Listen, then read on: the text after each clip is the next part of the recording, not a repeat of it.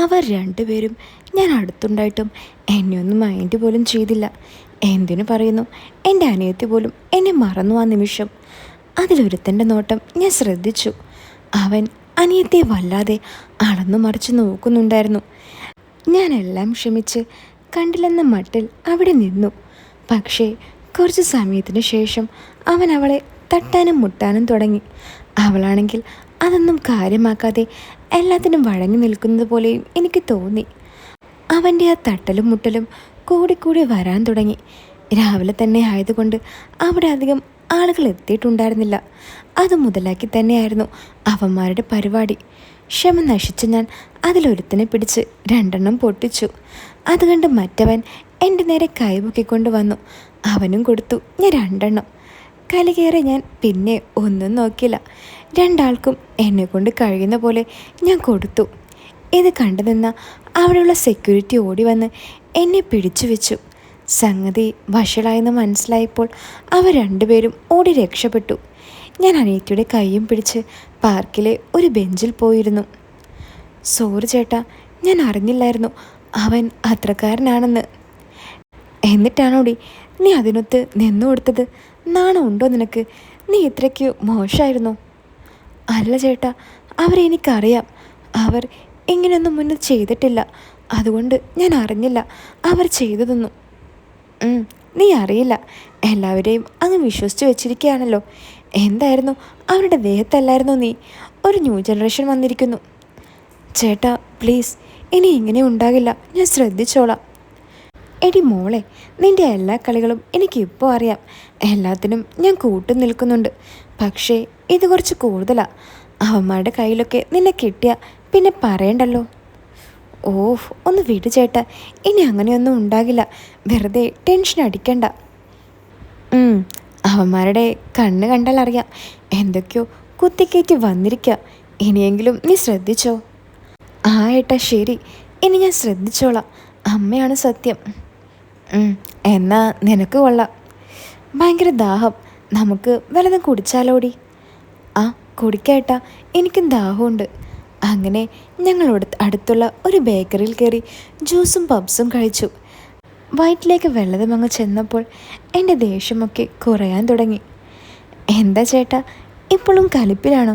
അനിയത്തി എന്നോട് ചോദിച്ചു. ഏയ് കലിപ്പൊന്നുമില്ലടി. പിന്നെ എന്താ എൻ്റെ ഏട്ടൻ മിണ്ടാതിരിക്കുന്നേ? അല്ലടി, ഞാൻ ആലോചിക്കുക. ഈ പ്രായത്തിൽ ഒരു കാമുകമായി വരേണ്ട ഞാൻ സ്വന്തം അനിയത്തിയായി വന്നിരിക്കുന്നു. എൻ്റെ ഒരു വിധിയേ. അതിനിപ്പോൾ എന്താ ചേട്ടാ ചേട്ടൻ്റെ പ്രശ്നം? എന്നെ വേണമെങ്കിൽ ചേട്ടനൊരു കാമുകയായി കൂട്ടിക്കോ. എന്താ, എന്നെ കാമുകയാക്കാൻ കൊള്ളില്ലേ? ഒന്ന് പോടി, ഒന്നിനും ഒരു ബെല്ലും ബ്രേക്കും ഇല്ല. ഇങ്ങനെയൊന്നും ആളുകളുടെ മുന്നിലൊന്നും പറയരുത് കേട്ടോ. ആ പിന്നെ എനിക്കതല്ലേ പണി. ഒന്ന് പോ ചേട്ടാ.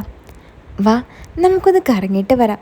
ഞാൻ അവളെയും വിളിച്ചുകൊണ്ട് പാർക്കിൽ നടക്കാൻ തുടങ്ങി. ആ സമയം കുറച്ച് ഫാമിലീസൊക്കെ വരാൻ തുടങ്ങിയിരുന്നു. ആ കൂട്ടത്തിലുള്ള എല്ലാം നല്ല തടിയും ഭംഗിയുമുള്ള ആൻറ്റിമാരായിരുന്നു. ഓരോന്നിനെ കണ്ടിട്ട് എനിക്ക് നോക്കാതിരിക്കാൻ പറ്റുന്നുണ്ടായിരുന്നില്ല.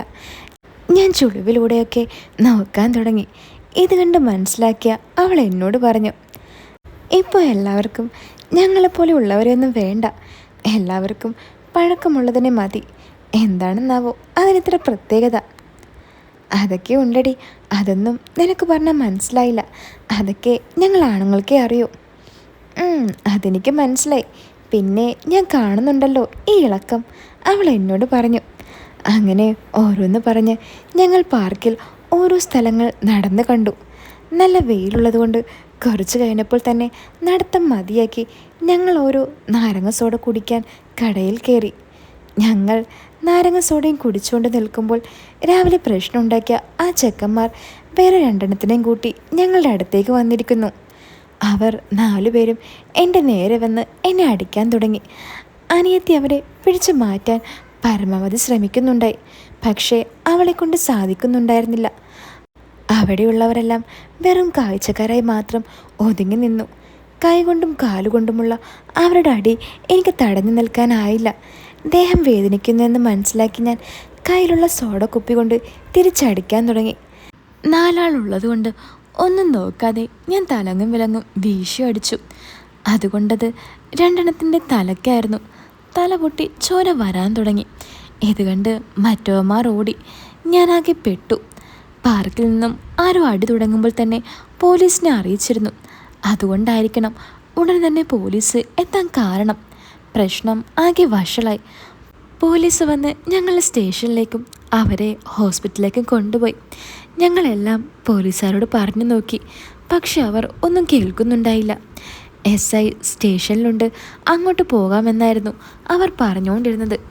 പോലീസ് ജീപ്പിൽ സ്റ്റേഷനിലെത്തിയ ഞങ്ങളെ അവിടെയുള്ള ആളുകളെല്ലാം പല കണ്ണുകൾ കൊണ്ട് നോക്കാൻ തുടങ്ങി.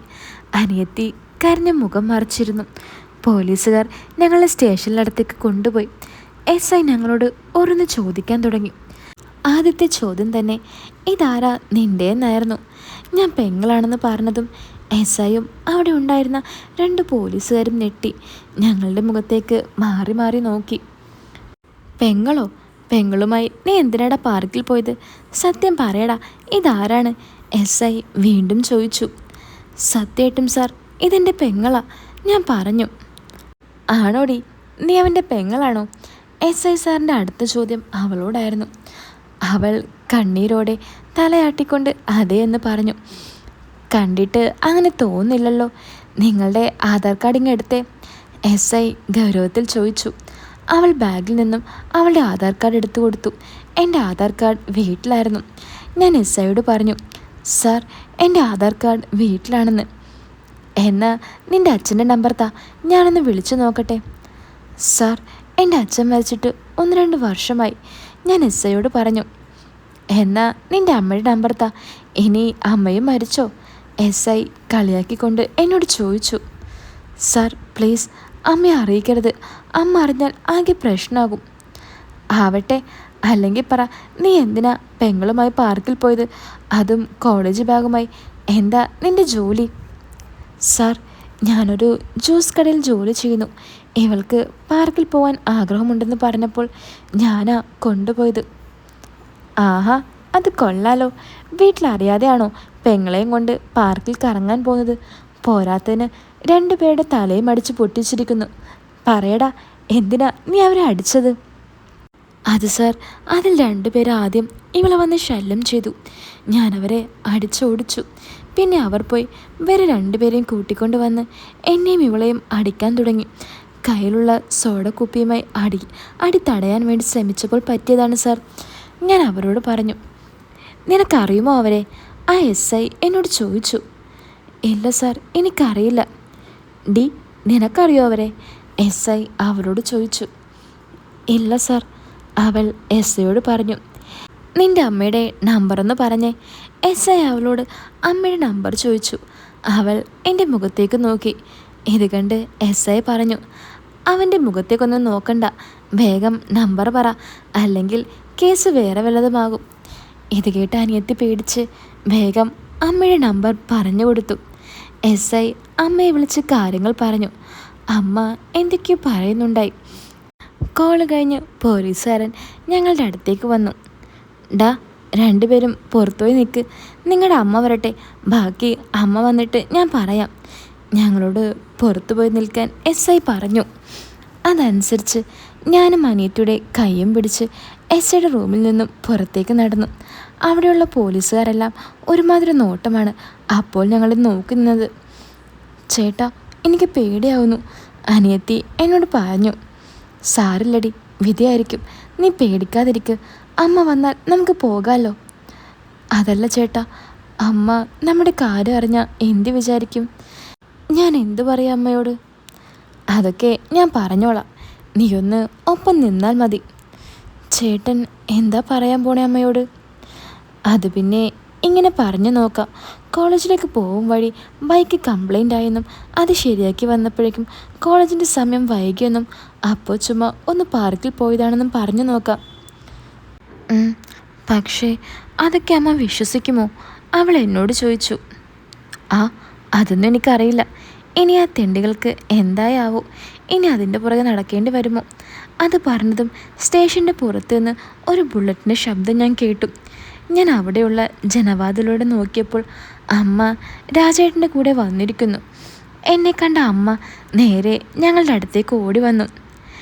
എന്താടാ ഞാൻ ഈ കേൾക്കുന്നതെല്ലാം? നിങ്ങൾക്ക് എങ്ങനെ തോന്നി ഇതെല്ലാം ചെയ്യാൻ? എന്ത് ചെയ്യാൻ? ഞങ്ങൾ ആരെയും ഒന്നും ചെയ്തിട്ടില്ല അമ്മേ. അവരാണ് ഞങ്ങൾ അടിക്കാൻ വന്നത്. അപ്പോൾ ചേട്ടൻ തടുക്കാൻ നോക്കിയതാ, അവൾ അമ്മയോട് പറഞ്ഞു. ഡി, ഞാൻ അതല്ല ചോദിച്ചത്. നിങ്ങൾ തമ്മിൽ എന്തൊക്കെയാ ആ കാട്ടിക്കൂട്ടിയതെന്ന്. നിൻ്റെ ചേട്ടനല്ല ഇവൻ്റെ കൂടെയാണോ നീ പാർക്കിലെല്ലാം പോകുന്നത്? അതിനെന്താ അമ്മേ? ഞാൻ പിന്നെ ആരുടെ കൂടെ പോകണം? ഞാൻ എൻ്റെ ചേട്ടൻ്റെ കൂടെയല്ലേ പോയത്, അവൾ അമ്മയോട് ചോദിച്ചു. അതിന് നിങ്ങളുടെ അച്ഛനെ മരിച്ചിട്ടുള്ളൂ. നിങ്ങളുടെ അമ്മയായി ഞാൻ വീട്ടിലുണ്ട്. കോളേജിലേക്കെന്ന് പറഞ്ഞല്ലേ നീ വീട്ടിൽ നിന്നും ഇറങ്ങിയത്? പിന്നെ എങ്ങനെയാടി നീ പാർക്കിലെത്തിയത്? അമ്മ അവളോട് ചോദിച്ചു. അവൾക്ക് ഞാൻ പറഞ്ഞു കൊടുത്ത ഐഡിയ അവൾക്ക് പറയാൻ പറ്റിയില്ല. അവൾ നിന്ന് പതറി. അമ്മയ്ക്ക് അത് കൂടുതൽ സംശയത്തിന് വഴി തെളിഞ്ഞു. അമ്മ ദേഷ്യത്തോടെ എന്നെ നോക്കി പറഞ്ഞു. സ്വന്തം പെങ്ങളെ കൊണ്ടാണോടാ ഇങ്ങനെയൊക്കെ കറങ്ങി നടക്കുന്നത്? അമ്മ എന്തായി പറയുന്നേ? അമ്മ വിചാരിക്കുന്ന പോലെ ഒന്നുമില്ല. എല്ലാം ഞാൻ വീട്ടിൽ ചെന്നിട്ട് പറയാം. ഞാൻ അമ്മയെ പറഞ്ഞ് മനസ്സിലാക്കി. അപ്പോഴേക്കും രാജൻ എസ് കണ്ട് സംസാരിച്ച് ഞങ്ങളുടെ അടുത്തേക്ക് വന്നു. എന്താടാ ഈ പറയുന്നതെല്ലാം? നിങ്ങൾക്ക് ഇതെന്ത് പറ്റി? നാട്ടുകാരെ കൊണ്ട് പറയിപ്പിക്കാൻ നിൻ്റെ അനിയത്തിയല്ലേ അവളെ കൊണ്ടാണോ ഇങ്ങനെയുള്ള പരിപാടിക്കെല്ലാം പോകേണ്ടത്? രാജേട്ടൻ എന്നോട് ചോദിച്ചു. എന്താ രാജേട്ടാ നിങ്ങളീ പറയുന്നത്? ഞങ്ങൾ തമ്മിൽ ഒന്നുമില്ല. ഞാൻ അവളെ കോളേജിലേക്ക് കൊണ്ടുവിടാൻ പോയപ്പോൾ ബൈക്കൊന്ന് കംപ്ലൈൻ്റായി. അത് ശരിയാക്കി വന്നപ്പോഴേക്കും സമയം പോയത് അറിഞ്ഞില്ല. നോക്കുമ്പോൾ കോളേജിൻ്റെ ടൈമും കഴിഞ്ഞു. അപ്പോഴാണ് ഇവൾ പറഞ്ഞത് നമുക്കൊന്ന് മലമ്പുഴയിൽ പോയാലോ എന്ന്. അങ്ങനെ പോയതാ, അല്ലാതെ വേറെ ഒന്നുമില്ല. ഞാൻ രാജേട്ടനോട് പറഞ്ഞു. പിന്നെ എന്തിനാടാ നിങ്ങളെന്തോ ചെയ്യുന്നത് കണ്ട് ചോദിക്കാമെന്നവരെ അടിച്ചത്? ചെയ്യുന്നതോ? ആരാ ഇതൊക്കെ നിങ്ങളോട് പറഞ്ഞത്? ഞാൻ ചോദിച്ചു. ആ പോലീസുകാരൻ പറഞ്ഞതാ. അതൊക്കെ വെറുതെ പറയുന്നതാ. ഞങ്ങളവിടെ ചെന്നപ്പോൾ മീരയെ 2 ചെറുക്കന്മാർ ശല്യം ചെയ്തു. അത് ചോദിച്ച എന്നെ അവരടിച്ചു. ഞാൻ തിരിച്ചും കൊടുത്തു. അതിനിടയിൽ ഒരുത്തൻ്റെ തലയും പൊട്ടി. അതാ സംഭവിച്ചത്. അല്ലാതെ നിങ്ങൾ വിചാരിക്കുന്ന പോലെ ഒന്നുമില്ല. ഞാൻ അമ്മയോടും രാജേട്ടനോടും പറഞ്ഞു. ആണോടി ഇവൻ പറയുന്നതെല്ലാം ശരിയാണോ? രാജേട്ടൻ അവളോട് ചോദിച്ചു. പേടിച്ച് തല താഴ്ത്തി നിൽക്കുന്ന അവൾ തലയാട്ടി പറഞ്ഞു അതേ എന്ന്. പക്ഷേ അമ്മയ്ക്കപ്പോഴും സംശയത്തിൻ്റെ നോട്ടായിരുന്നു. നിങ്ങളെ സാറ് വിളിക്കുന്നുണ്ട്. പെട്ടെന്നൊരു പോലീസുകാരൻ വന്ന് ഞങ്ങളോട് പറഞ്ഞു. ഞങ്ങൾ 4 പേരും കൂടി എസ് ഐയുടെ റൂമിലേക്ക് നടന്നു.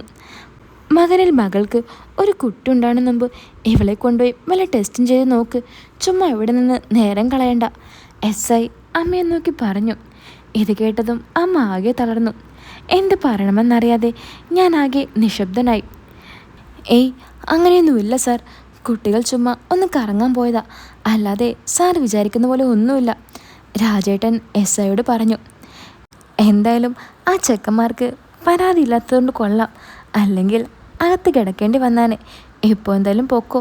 പക്ഷേ എന്തുണ്ടെങ്കിലും ഞാൻ വിളിക്കും, അപ്പോൾ വന്നേക്കണം, എസ് ഐ കടുപ്പിച്ചു പറഞ്ഞു. അങ്ങനെ ഞങ്ങൾ പോലീസ് സ്റ്റേഷനിൽ നിന്നും പുറത്തേക്കിറങ്ങി.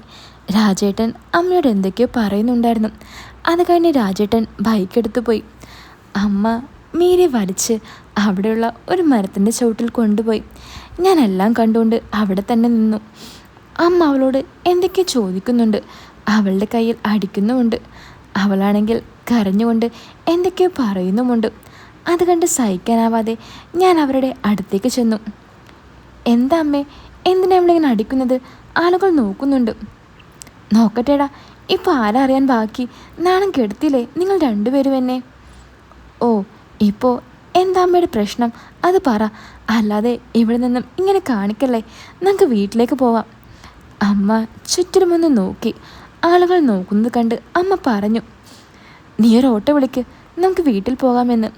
അങ്ങനെ ഞാനൊരു ഓട്ടോ വിളിച്ച് ഞങ്ങൾ വീട്ടിലേക്ക് പുറപ്പെട്ടു. അനിയത്തി കരഞ്ഞ മുഖവുമായി തല താഴ്ത്തിയിരിക്കുന്നുണ്ട്. അമ്മയും അടുത്ത് പലതുമോർത്ത് ദേഷ്യം അടക്കി പിടിച്ചിരിക്കുന്നുണ്ടായിരുന്നു. പാർക്കിൽ കിടന്ന ബൈക്ക് അവിടെ ഇറങ്ങിപ്പോയി എടുത്തിട്ട് വന്നാലോ എന്ന് കരുതി. പക്ഷേ ഞാൻ കൂടെ ഇല്ലെങ്കിൽ അമ്മ അവളെ അടിക്കുമെന്ന് മനസ്സിലാക്കി ഞാൻ ഓട്ടോയിൽ തന്നെ ഇരുന്ന് വീട്ടിലേക്ക് പോയി. എല്ലാം കഴിഞ്ഞ് വീട്ടിലെത്തിയപ്പോൾ 2 മണി കഴിഞ്ഞിരുന്നു. ഓട്ടോയിൽ നിന്നും പുറത്തിറങ്ങിയ അമ്മ നേരെ ആരോടും ഒന്നും മിണ്ടാതെ വീട്ടിലേക്ക് കയറിപ്പോയി. ഓട്ടോയ്ക്ക് ക്യാഷും കൊടുത്ത് ഞാൻ വേഗം അമ്മയുടെ പിറകെ പോയി. അമ്മ നേരെ പോയി അച്ഛൻ്റെ ഫോട്ടോ എടുത്ത് വന്ന് എന്നെക്കൊണ്ട് സത്യം ഇടിപ്പിച്ചു. പറയടാ, നിങ്ങൾ തമ്മിൽ ഒന്നുമില്ലെന്ന്. അച്ഛൻ്റെ ഫോട്ടോയിൽ തൊട്ട് സത്യം ചെയ്, ഒന്നും നടന്നിട്ടില്ലെന്ന്.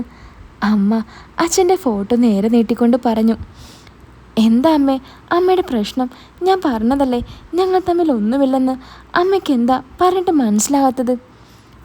ഇല്ലടാ, എനിക്കൊന്നും മനസ്സിലായില്ല. ഞാൻ കാണുന്നുണ്ടായിരുന്നു ചേട്ടനും പെങ്ങളും കുറച്ച് ദിവസമായി ഒരു ചുറ്റിക്കളി. മര്യാദക്ക് സത്യം ഇട്ടോ, ഇല്ലെങ്കിൽ രണ്ടിനെയും പിടിച്ച് ഞാൻ പുറത്താക്കും. ഞാൻ അമ്മയുടെ കയ്യിൽ നിന്നും അച്ഛൻ്റെ ഫോട്ടോ വാങ്ങി അതിൽ പിടിച്ച് പറഞ്ഞു. അച്ഛനാണ് സത്യം, ഞങ്ങൾ തമ്മിൽ ഒന്നും നടന്നിട്ടില്ല എന്ന്. അമ്മ എൻ്റെ കയ്യിൽ നിന്നും അച്ഛൻ്റെ ഫോട്ടോ വലിച്ചു വാങ്ങി നേരെ അനിയത്തിയുടെ റൂമിലേക്ക് ഓടി. ആ സമയം അനിയത്തി ക്ഷീണിച്ച് കട്ടിലിൽ കിടക്കായിരുന്നു.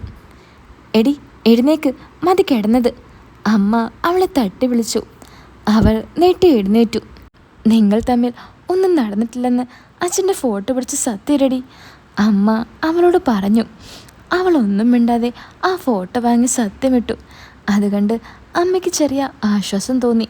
അമ്മ അവളുടെ കൂടെ ആ കട്ടിലിരുന്നു. ഞാൻ അമ്മയുടെ അടുത്ത് ചെന്ന് പറഞ്ഞു, അമ്മ വിചാരിക്കുന്ന പോലെ ഒന്നും നടന്നിട്ടില്ല. ഞങ്ങൾ അവരൊന്ന് സംസാരിച്ചുകൊണ്ട് പോകുമ്പോൾ വണ്ടിയൊന്ന് ഓഫായി. പിന്നെ സ്റ്റാർട്ട് ചെയ്തിട്ട് സ്റ്റാർട്ട് ആകുന്നില്ല. അങ്ങനെ കുറേ നേരം ശ്രമിച്ചു. അവസാനം വണ്ടി സ്റ്റാർട്ടായി. പക്ഷെ അപ്പോഴേക്കും ഇവളുടെ കോളേജിൻ്റെ ടൈം കഴിഞ്ഞിരുന്നു. എൻ്റെ ജോലിയുടെ സമയവും വൈകി. അങ്ങനെ ഞങ്ങൾ ചുമ്മാ ഒന്ന് കറങ്ങാൻ പോയതാ. അല്ലാതെ ആ പോലീസുകാർ പറയുന്ന പോലെ ഒന്നും നടന്നിട്ടില്ല. ഇനി ആ ചെക്കന്മാർ വല്ല പ്രശ്നം ഉണ്ടാക്കുവാടാ? അമ്മ എന്നോട് ചോദിച്ചു. ഏയ് അതൊന്നുമില്ല, അവർക്ക് കൊടുക്കാനുള്ളതൊക്കെ ഞാൻ കൊടുത്തിട്ടുണ്ട്. ഇനി മേല അവന്മാർ ഈ വഴിക്ക് വരില്ല. ഞാൻ അമ്മയെ സമാധാനപ്പെടുത്തി പറഞ്ഞു. ഇനി നീ അധികം പുറത്തൊന്നും കറങ്ങാൻ പോകണ്ട. അമ്മ അതും പറഞ്ഞ് അവളുടെ കട്ടിൽ നിന്നും പതിയെ എഴുന്നേറ്റു. പെട്ടെന്ന് ആരുടെയോ ഫോൺ ബെല്ലടിക്കുന്നത് കേട്ടു. അത് അവളുടെ ഫോണായിരുന്നു. ഡി, നിൻ്റെ ഫോണല്ലേടി ആ അടിക്കുന്നത്? ആരാ വിളിക്കുന്നത്? എടുത്തു നോക്ക്, അമ്മ അവളോട് പറഞ്ഞു. അവൾ ബാഗ് തുറന്ന് പതിയെ ഫോണെടുത്തു. എന്താടി നീ നോക്കി നിൽക്കുന്നത്? ആരാ വിളിക്കുന്നത്? അമ്മ അവളോട് ചോദിച്ചു. അതമ്മേ, എൻ്റെ ഒരു കൂട്ടുകാരിയാ, അവൾ അമ്മയോട് പറഞ്ഞു. എന്നാ നിനക്കെടുത്തൂടെ? എന്തിനാ അതിൽ നോക്കിക്കൊണ്ട് നിൽക്കുന്നത്? അമ്മ വീണ്ടും ചോദിച്ചു. അത് പിന്നെ ഞാനിന്നെന്താ വരാത്തതെന്ന് അറിയാൻ വിളിച്ചതാകും. അത് ഞാൻ പിന്നെ പറഞ്ഞോളാം, അമ്മയോട് അവൾ പറഞ്ഞു. അവളുടെ നോട്ടത്തിലും ഭയത്തിലും എനിക്കെന്തോ പന്തികേട് മണക്കുന്നുണ്ടായിരുന്നു. അപ്പോൾ ഇതിൻ്റെ നെക്സ്റ്റ് പാർട്ട് ഞാൻ ഉടൻ തന്നെ ഇടാട്ടോ. അപ്പോൾ എല്ലാവരും കാത്തിരിക്കുക. കൂടാതെ വീഡിയോ ലൈക്ക് ചെയ്യാനും ആരും മറക്കരുത്.